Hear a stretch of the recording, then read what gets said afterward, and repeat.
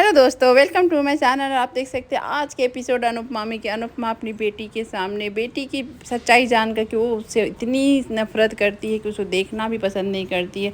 और यहाँ सारा इल्ज़ाम अनुज नहीं रहे इस दुनिया में, एक्सीडेंट में चल बसे, उसका इल्ज़ाम भी अनुपमा को लगाती है, जो कि अनुपमा सुनकर टूट जाती है। बोलती है कि मैं अनुज मेरे लिए बहुत मायने रखते थे, तुम और अनुज मेरे जीवन के आधार हो जीने की, और तुम कैसे बोल सकती हो कि मैंने अनुज को मारा? कैसे बोल सकती हूँ? उसका कार एक्सीडेंट हुआ, नहीं आपके वजह से मैं पॉप से आखिरी बार भी नहीं मिल पाई, आप ही उसकी वजह है, इस तरह से। लेकिन अनुपमा यहाँ बहुत रोने लगती है और अपनी बेटी को बोलती है ऐसे मत बोल छोटी, मेरे लिए तुम अनुज दोनों ही मायने रखते हैं। अरे मैं तो कब का मर गई रहती अनुज का ये सुनकर न्यूज़, लेकिन तुम्हारे लिए मैं आज तक जिंदा हूँ कि मेरी बेटी मेरे पास आ जाए, मेरी बेटी मेरे साथ रहे। जो अनुज का सपना था हम लोग तीनों एक साथ एक फैमिली के साथ एक फैमिली जैसा रहें, वो सपना तो हम दोनों पूरा कर सकते हैं। और इस तरह से अपनी बेटी के सामने रिक्वेस्ट कर रही है, हाथ जोड़ रही है, उसको लाड दुलार से समझा रही होती है, गले लगाती है कि चल छोटी घर चलते, हम लोग साथ में रहेंगे, कोई भी गलती है तो मुझे माफ़ कर दे। यहाँ पर तब भी यहाँ छोटी चुपचाप सुन रही होती है। यहाँ अनुपमा एकदम से जिस तरह से भी अपनी बेटी के सामने ममता दिखाना, या द्वारिकाधीश को भी बताती है कि द्वारिकाधीश का भी यही कहना है, चलो उनका भी मन है कि हम लोग साथ हो जाएं। यहाँ पर तब तक आद्या यानी छोटी के सामने ऐसा होता है कि लग रहा है जैसे उसके पॉप्स उसके सामने खड़े हों और वो भी बोल रहे हों जाने के लिए, लेकिन वो एकदम से बेबस हो जाती है छोटी। और यहाँ अनुपमा उसे हाथ जोड़ रही होती है, उसको बता रही होती है कि द्वारिकाधीश भी यही चाहते हैं कि हम लोग साथ में रहें छोटी, हम लोग का फैमिली बन जाएगा, हम लोग प्यार से रहेंगे, अगर मेरे से कोई गलती हो गया तो उसको लिए माफ़ कर दे। वहीं पर उठक बैठक अपनी बेटी के सामने करती। माँ का दिल तो माँ का दिल ही होता है, बस बच्चे समझे ना समझे, लेकिन माँ कभी भी बच्चे के सामने जब झुकना हो गिड़गिड़ाना हो कर लेती है कि बस बच्चा उसका सही रहे, खुश रहे, उसके साथ रहे, उसके लिए कुछ भी माँ कर सकती है। वही अनुपमा यहाँ कर रही होती है। यहाँ पर देख सकते हैं आश्रम वाले सब परेशान है कि यहाँ मतलब कि राही फ़ोन क्यों नहीं उठा रही है, क्या हुआ कहाँ। यहाँ राही उसके बाद देख सकते हैं वो अनुपमा से हाथ जोड़ के बोलती है कि मैं नहीं जा सकती हूँ, इस तरह से बोल के वहाँ से दौड़ के चली जाती है। जो कि अनुपमा एकदम से चिल्लाती है कि नहीं जा छोटी, नहीं जा, रुक जा मेरे पास, मैं नहीं रह पाऊँगी तुम्हारे बगैर, मैं नहीं जी पाऊँगी। इस तरह से वो रोने लगती है। और यहाँ द्वारिकाधीश से और अनुज से बोलती है कि मैं कैसे उसे ले जाऊँ, मैं कैसे अनुज कैसे अपनी बेटी को समझाऊँ, इस तरह से बोलती है। और यहाँ तोसू को बताती है डॉली की जो बात हुआ है वो बता दे अनुपमा को, नहीं तो किसी और से पता चलेगा तो और तुम्हारे लिए सही नहीं रहेगा।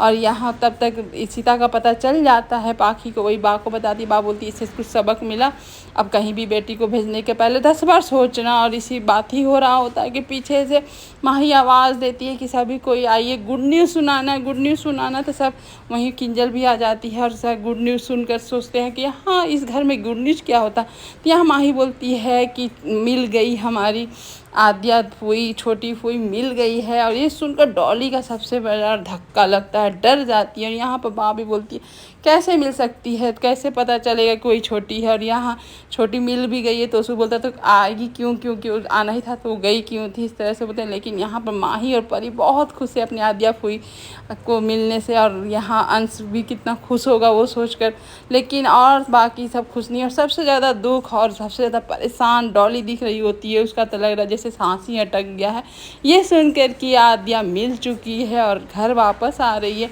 उसके चक्कर वक्कर सब आने लगे और सब यहाँ डॉली को संभालने लगे। और यहाँ पर आप देख सकते हैं राही एकदम चलते चलते एक किनारे पर आके खड़ी हो जाती है, उसे पता ही नहीं चलता कि वो कहाँ चल रही है, क्योंकि सब अनुपमा को देखकर, अनुपमा के सारी बातों को सुनकर उसका दिमाग में चल रहा था। तभी आ जाता है प्रेम की एंट्री, जो कि एकदम से लग रहा हीरो हीरोइन जैसा ही एंट्री होता है। यहाँ पर इतने अच्छे गाने चल रहे होते हैं। और इस तरह से राही बोलती है कि तुम हम हमेशा मेरे पास क्यों आ जाते हो, मैं मरने वाली नहीं। तो यहाँ पर प्रेम बोलता मुझे भी मालूम है नहीं मरने वाली, तुम पीठ दिखा कर भाग क्यों रही हो, अपनी माँ से डर क्यों रही हो, जो है सच्चाई अपनी माँ का सामना करो, इस तरह से प्रेम समझाता है। और यहाँ डॉली का इस तरह से तबीयत ख़राब और सब बोल रहे होते हैं कि अरे छोटी आई नहीं, खबर से ही हम लोग घर का माहौल ख़राब हो गया, अगर आ गई तो क्या होगा। या किंजल को बोलती है पाकी कि परी को बोलिएगा उससे दूर रहने। किंजल बोलती है कि मैं तो दिन भर घर में नहीं रहती हूँ, ऑफिस में तुम लोग रहते हो, घर में तुम लोग जाने। यहाँ पर आप देख सकते हैं अंश को भी बताती है अनुपमा की मिल गई है तुम्हारी आद्या फूई। लेकिन ये सुन के अंश भी खुश हो जाता है, लेकिन ये भी जान जाता है कि नहीं जाना चाहती है आद्या फूई तुम्हारी, तो दुखी हो जाता है। क्यों? तो यहाँ पर अनुपमा बताती है कि वो मुझसे बहुत बहुत नफरत करती है। तो यहाँ पर अंश बोलता है मैं मनाऊंगा, मैं लेके आऊँगा, चलिए कहाँ है वो, इस तरह से बोलता है। और यहाँ दोनों माही और परी एकदम खुश हैं कि आद्या फूई आने वाली है, लेकिन घर के माहौल ऐसे क्यों है, कोई खुश क्यों नहीं है। इस तरह से बात तभी आ जाती है। किंजल बोलती है कि तुमको इतना सेलिब्रेट करने की ज़रूरत नहीं है, पढ़ाई करो। यहाँ पर परी डायरेक्ट पूछती है कि मम्मी पहले तो आप ऐसे नहीं थे, आद्या फूई से बहुत प्यार करती थी। यहाँ पर किंजल बोलती है अब पहले जैसा कुछ नहीं रहा, तुम लोग भी ऐसा मत सोचना कि पहले वाला प्यार अभी भी ना मिले तो तुम लोग डिसअपॉइंटेड हो जाओगी। अब आद्या कैसी है नहीं है, तुम लोग पहले से प्रिपेयर रहो और अपने पढ़ाई और अपने काम पर ध्यान दो। इस तरह से किंजल बोलकर वहाँ चल जाती है। और यहाँ पर माही बोलती है कहीं आद्या फूई के आने से घर में टेंशन तो ज़्यादा मन बन नहीं जाएगा, माहौल तो ज़्यादा ख़राब नहीं हो जाएगा। इस तरह से दोनों सोचने लगते हैं।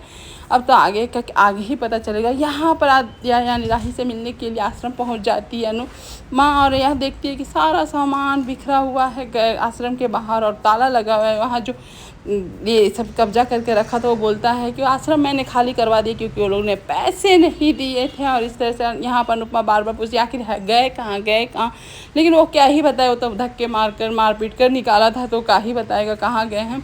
तभी आ जाता है तोसू का फ़ोन बताने के लिए कि यहाँ कुछ गड़बड़ हो गया, कुछ क्या बहुत कुछ गड़बड़ हो गया। यहाँ पर अनुपमा का अनु का रसोई बंद होने का नौबत ला दिया है, यहाँ ऑर्डर कैंसिल हो गया, इतना बड़ा ऑर्डर था वो कैंसिल हो गया। ये सुनकर अनुपमा एकदम से ये हो जाती है, बोलती है कि क्या बात है, तुम सही सब सच बताओ। यहाँ सच बताए तोसू ये हो सकता है उसी की गलती की वजह से, यहाँ बोलते नहीं कुछ खाने की वजह से लोगों का तबीयत ख़राब हुआ और ऑर्डर हमारा कैंसिल हो गया। सुन के अनुपमा के तो माथे दर्द पकड़ लिया कि अब क्या करूँ, वहाँ भी जाना मेरा बहुत ज़रूरी है, लेकिन मैं आद्या या छोटी के बगैर तो मैं जा नहीं सकती, तो मैं क्या करूँ, नहीं कुछ समझ में नहीं आता।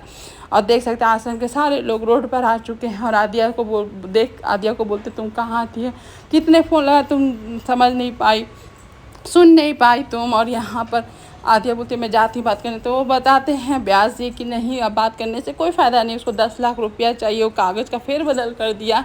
इस सुनकर एकदम से आद्या शौक हो जाती है। अपने ख्यालों में देखती है कि बच्चे आश्रम के बच्चे कोई रोड साफ़ कर रहे, कोई गाड़ी साफ़ कर रहे, कोई चाय दुकान में बैठा, और वो देख कर सपना उसका एकदम से झकझोर देता। बोलती है मैं अपने बच्चों के साथ गलत नहीं होने दूँगी, मैं कुछ ना कुछ करूँगी। यहाँ अनुपमा परेशान है कि मेरी बेटी कैसे मेरे साथ जा रही है। यहाँ आद्या परेशान है, बहुत कोशिश करी है सबके सामने कि जाकर काम करके कुछ पैसे आ जाए, नहीं आते, हाथ जोड़ती है, पैर पड़ती है, यहाँ तक कि गलत काम करने के लिए भी सोच लेती है आश्रम बचाने के लिए कि किसी का इस तरह से गलत काम के चक्कू दिखाकर जेवर लूटने में जेवर पहने हुआ इंसान आ रहा था, चक्कू भी हाथ में ले चुकी थी, लेकिन इतना बड़ा काम करने के लिए आद्या के पास इतना जिगर नहीं था, क्योंकि एक बार गलत काम करके वो पुलिस में चली जाएगी, पुलिस पकड़ लेगा, जेल चल जाएगी, तो बच्चों का क्या होगा। वो फिर अपने आप को कोसती कि मैंने इतना गलत काम सोच कैसे लिया था, मैं कैसे कर सकती थी, मैं नहीं कर सकती। और तभी वहाँ एक राह गुजरते एक पेपर मिलता है जिसमें लिखा होता है माँ।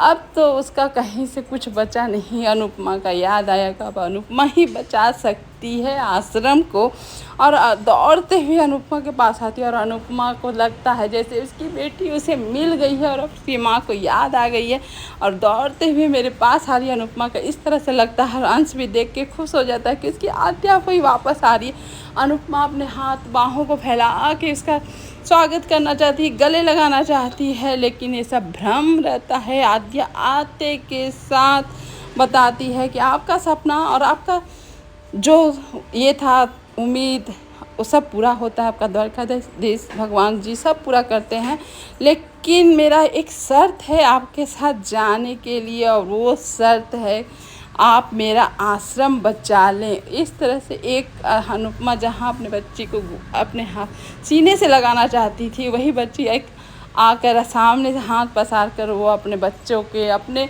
अनाथ बच्चों के सहारे के लिए वो मदद मांगने को तैयार हो गई। और उसी की वजह से वो जाना चाहती कि जब आप मेरे बच्चों के आश्रम दे देंगी तो मैं आपके आंचल के पास आना चाहूँगी, नहीं तो आप यहाँ से जा सकती हैं, मैं नहीं जाऊँगी उसके लिए, वो इस तरह से बोलती है। और आज का एपिसोड इतना ही। Thank you.